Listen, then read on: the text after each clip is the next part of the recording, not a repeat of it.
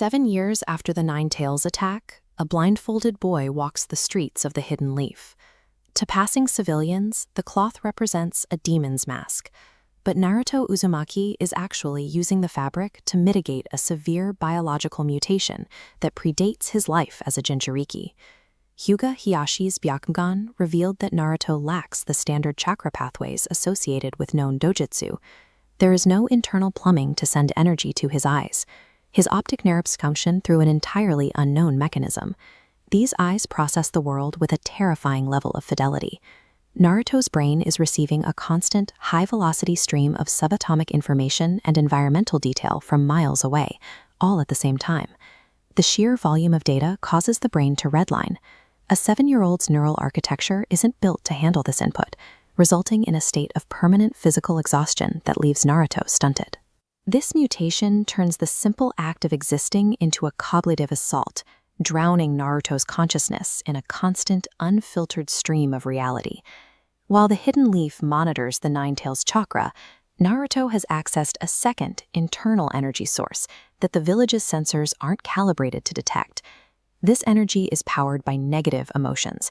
Fear, grief, and the hatred of the villagers act as the raw fuel for what is known as cursed energy.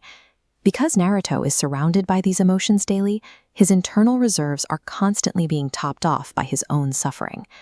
Unlike a shinobi who drains their chakra meter with every jutsu, Naruto's eyes allow him to manipulate cursed energy with absolute precision. He loses almost no power during use. He has created a self-replenishing loop. Since this power bypasses the need for chakra coils or hand signs, he can exert force on the world through thought alone. He can warp gravity and crush physical matter without performing a single technique.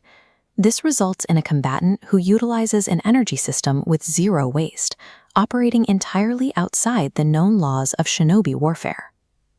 The tension between the village's trauma and Naruto's condition finally breaks in a narrow alleyway. A group of civilians, unable to distinguish the boy from the fox that killed their families, corner him. As the physical abuse begins, Naruto's internal dialogue remains focused on being good. He hopes that if he takes the beating without fighting back, the villagers might finally stop looking at him with such intense malice. His biology disagrees. At the moment his fear peaks, his survival instincts seize control of his cursed energy and release an omnidirectional wave of pressure. The result is a gruesome scene of physical distortion. Without the flare of chakra, the attackers find their limbs folded and mangled as if caught in a heavy industrial press. By forcing a child into a state of pure terror, the village triggered the very outcome they were afraid of, turning his self-defense into a display of unrecognizable violence. Hiruzen Sarutobi is left to manage the political fallout. He realizes that Naruto is manifesting abilities that none of his elite jonin can explain or counter. This reminds him of the deadlock during the initial council meetings. Danzo Shimura wanted the boy for his root division to create a subservient weapon, while the civilian council pushed for his immediate execution to settle the score for the Nine Tails attack. Hiruzen didn't have the political strength to fight both factions. He settled on a compromise that pleased no one, placing Naruto in the general orphanage system, effectively abandoning him to a community that viewed him as a monster. In the present, the Hokage finally reveals the name of Naruto's mother, Kushina Uzumaki, hoping that a sense of heritage might help anchor the boy's fracturing psyche.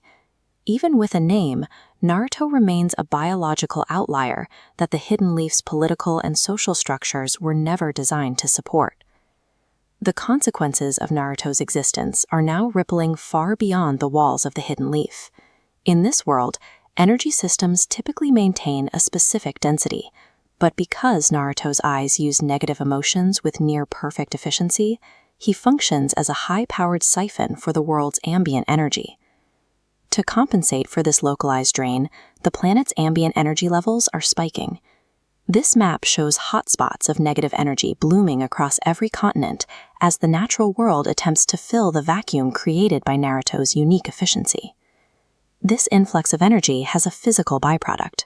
Across the land, high concentrations of this negative force are beginning to coalesce into sentient, hostile entities, curses, that the shinobi world has no experience fighting. The most powerful of these entities has just emerged in the land of grass. Unlike the others, this spirit possesses the memories of a previous life. It recognizes the energy signature radiating from the hidden leaf and speaks a name from another world, Satoru Gojo. Naruto Uzumaki is now at the center of an escalating crisis. His own body is failing under the weight of his perception. His village is terrified of his power, and the planet is generating monsters just to balance the energy he consumes.